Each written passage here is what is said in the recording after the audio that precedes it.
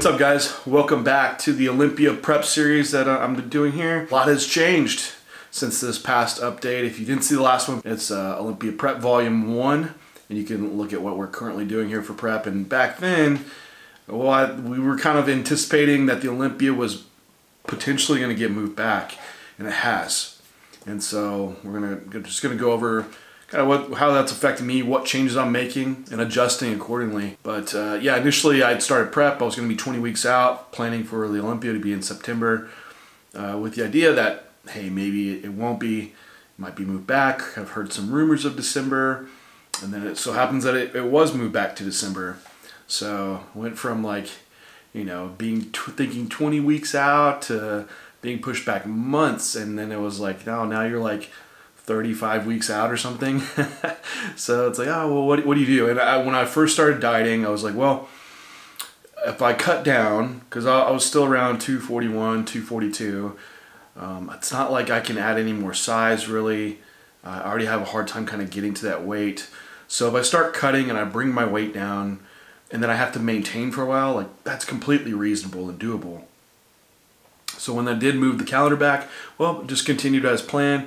I was going to just diet down a little bit, bring my weight down, and then maintain that body weight, that leanness, until I would truly prep again, which I kind of like starting at that 20-week out spot.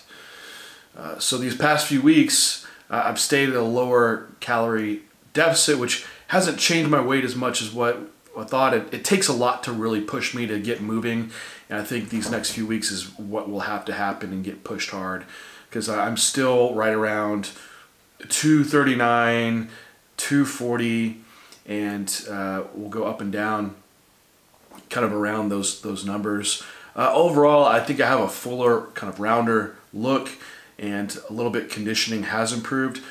You know, where I'm doing 3 low days, 1 high day rotation.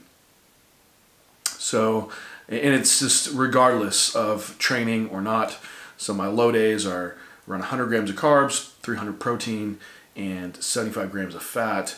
And then my high days are 450 grams of carbs, same protein, and 40 grams of fat. If you want to see exactly what I eat, it's posted below.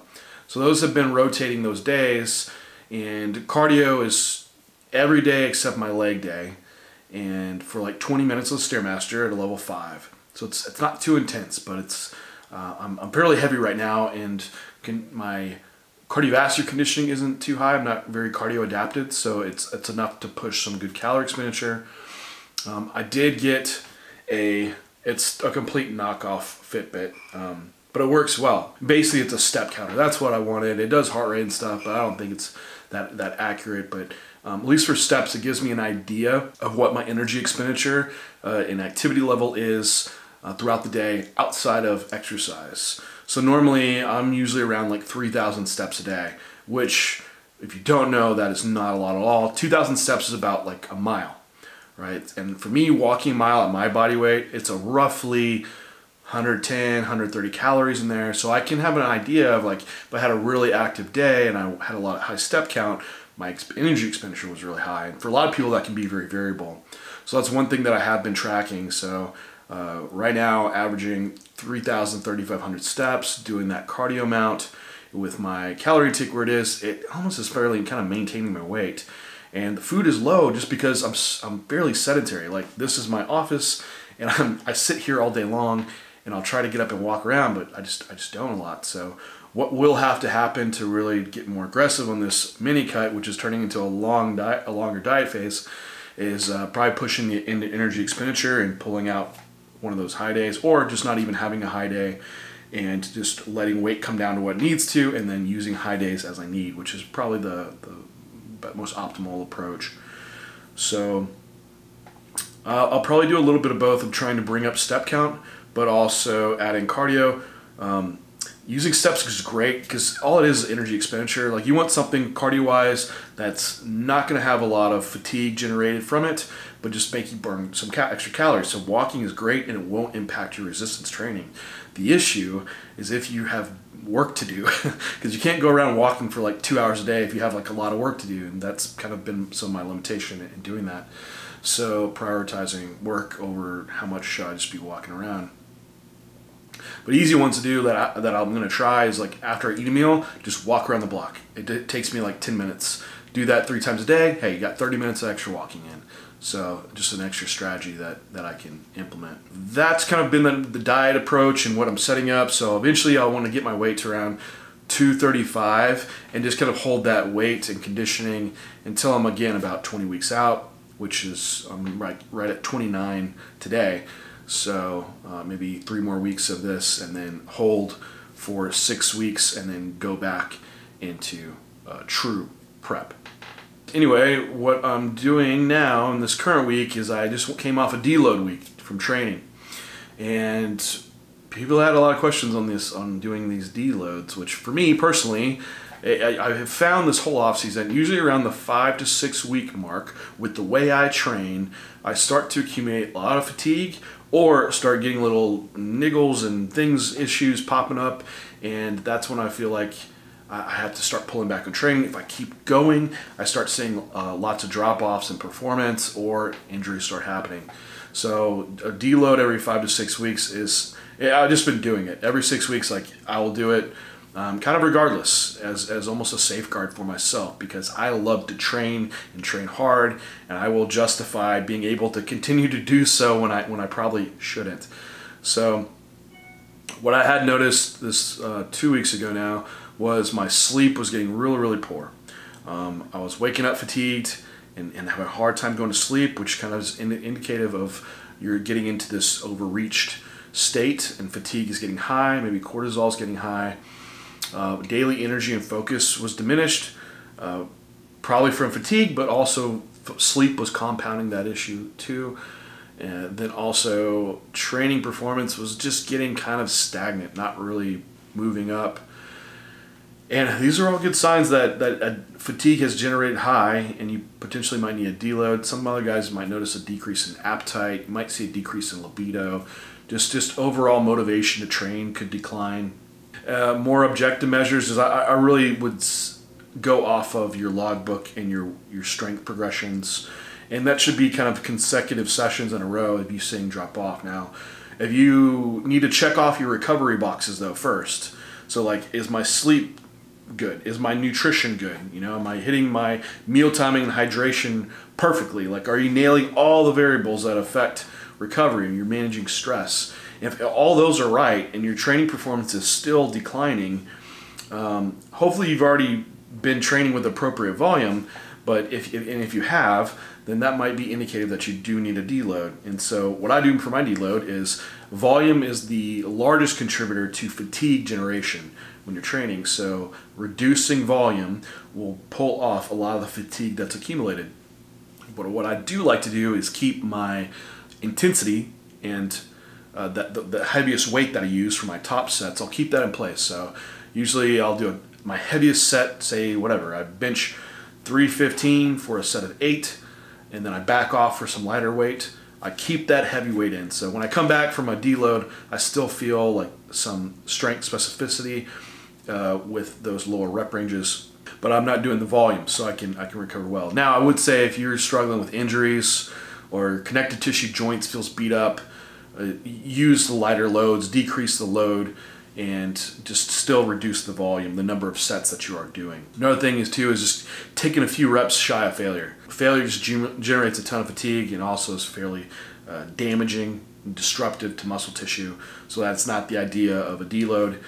So still keeping heavy loads, doing less sets, and a little bit shy of failure, and that would be an appropriate way to do it. Usually I take my first 2 days off from the gym completely, and then I'll continue training the rest of the week. So coming into this week, today was my first session. We're going in there, we're doing push, and I am fairly, a little bit somber today in the gym, and rightfully so, because I know with all the fatigue removed, the fatigue was suppressing my strength. So if you remove the fatigue, now you have this high amount of strength that you can express. So you can get a really easy progression in the logbook coming into your first week. What I would caution people on is when you do have that high strength level now expressed, is not to go in and add like 50 pounds onto what you've been doing, and you set yourself up for potential injury. And also you're a little bit more sensitive to volume and stimulus in general. So it doesn't make sense to go and throw like the kitchen sink and all the tools and rest, pause, and drop sets right in your first week back when you're sensitive to stimulus. Get a lot from the least. And so that's what I'm doing today. I just keep a little bit calmer state, and I go in off my logbook, my lifts from my past session. I know what my bests are, and I'm just trying to get pretty close to that and add that volume back in that I haven't been doing, and then assess. So after my push day, I'm like, all right, did my chest sore, did my tri sore?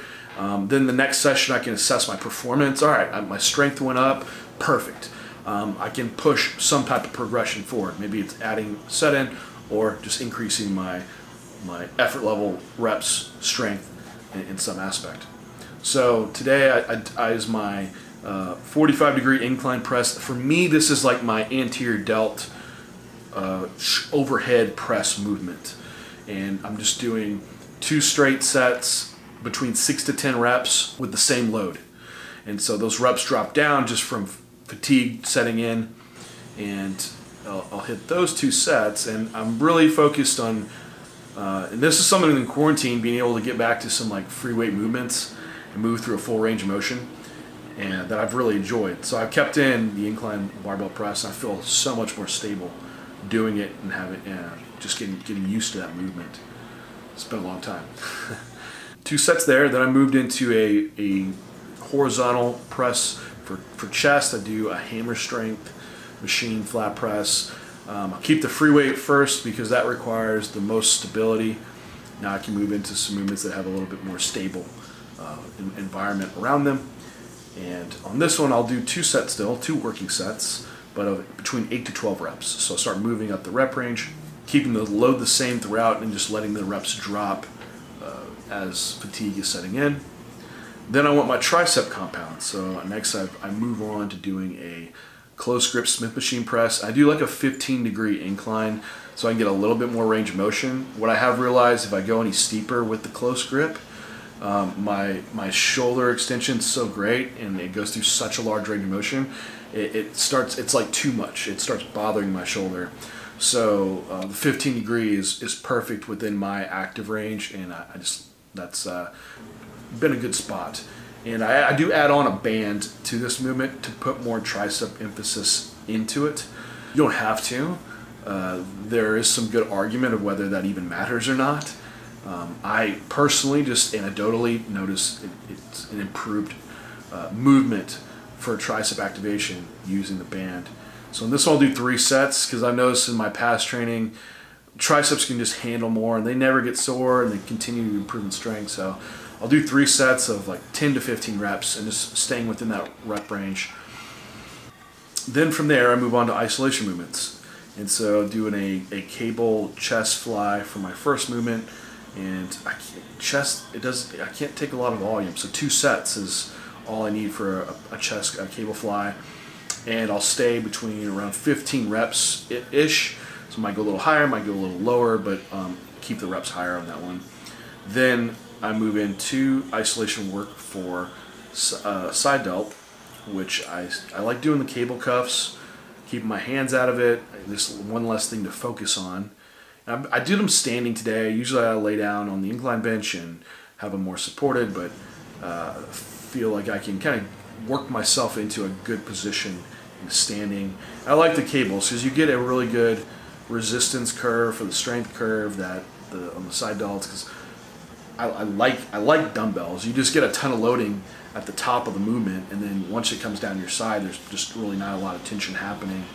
So with the cables, it changes that a little bit, and you can get more tension kind of at the low end and mid-range, and it lets off a little bit at the top.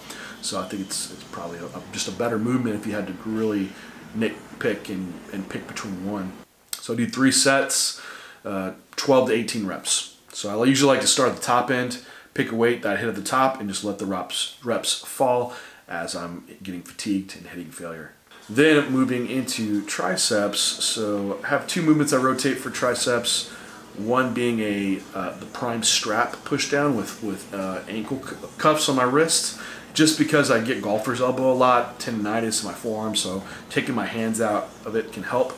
And using the prime bar and prime straps, it really keeps it all in line at a good width for me, so I'm not so internally rotated and limiting my elbow extension. My other movement is just using the prime handles for another push down. I don't really do a lot of overhead extensions. I add them in and it just beats my elbow up, and I usually always run into issues, so I just don't do them anymore. I'll stick with my pressing and push downs, and that is plenty for good tricep stimulus. So 3 sets on a push down, and working 12 to 18 reps within that rep range, and just letting the reps fall as I'm getting fatigued. And if you notice on all these lifts, guys, like I pretty much use like a 3-second eccentric on everything, and everything's very controlled and deliberate. So really being mindful of that point A to point B, what's happening between there, and putting tension where I want it. And that's so important. So of course I want to use as much weight as possible, and I want to progress my lifts, but using that strict form, and that is standardized, and that doesn't change. It's so easy to keep adjusting your form or speeding your bar path up.